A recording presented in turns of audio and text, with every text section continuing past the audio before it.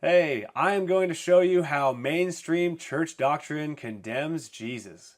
Now, the doctrine that is causing the issue is the doctrine that Jesus taught us we do not need to keep the commandments, and some teach that he just broke the commandments. So there are differing opinions as to which laws or commandments he was doing away with, but all mainstream doctrine has some flavor of this understanding.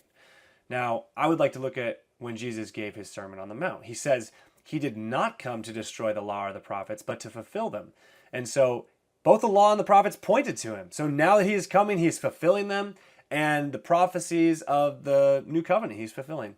He further emphasizes the importance of the law, not the prophets, by saying not one jot or tittle will pass from the law until two things happen. And these happen in Revelation 21, second to the last chapter of the book.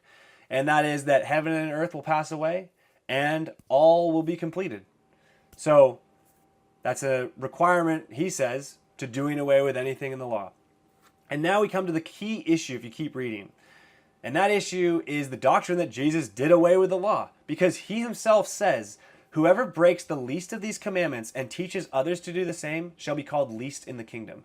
But whoever does and teaches them shall be called great in the kingdom. So if we are to subscribe to the mainstream church doctrine, then Jesus would be condemning himself to being least in the kingdom on the basis that he is teaching others to disregard the least of the commandments. And I think Jesus, as we can all agree, is going to not be the least in the kingdom, but the greatest in the kingdom, which means by his terms, he would have kept the least of the commandments and taught others to do the same. And we see this echoed in the first epistle of John, chapter 2, verses 3 through 6. It says that we ought to walk as Jesus walked. What does that mean? Like, how did he walk? Well, I think if we look at the prophecies of the new covenant in Ezekiel 36 and Jeremiah 31, we see what that looks like, because he says, I will put my spirit in you and cause you to walk in my commandments, in my law. So that is how we are supposed to walk, in his commandments, in his law. Now, anyone saying that Jesus is talking about a law he was giving during his earthly ministry would be redefining biblical terms to fit their doctrine, because the new covenant prophesied by Ezekiel and Jeremiah are explicitly referencing the Mosaic law, and Jesus even refers in his sermon to the law and the prophets, which, as we know collectively, to be the Old Testament.